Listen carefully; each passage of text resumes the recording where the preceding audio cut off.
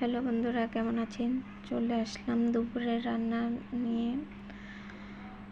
মাছগুলো সব ধুয়ে পেঁয়াজ কুচি করে নিয়ে আসলাম। এখন হলুদ মরিচ দিয়ে সব কিছু রেডি করে নিলাম মাছগুলো।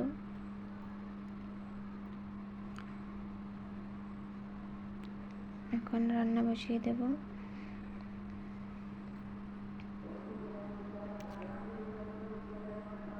রান্না বসিয়ে দিলাম।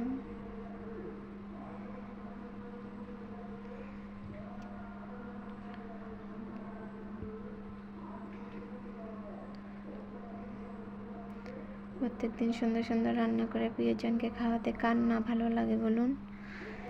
রান্না প্রায় শেষ হয়ে গেলে পাতের থালা সাজিয়ে দিলাম।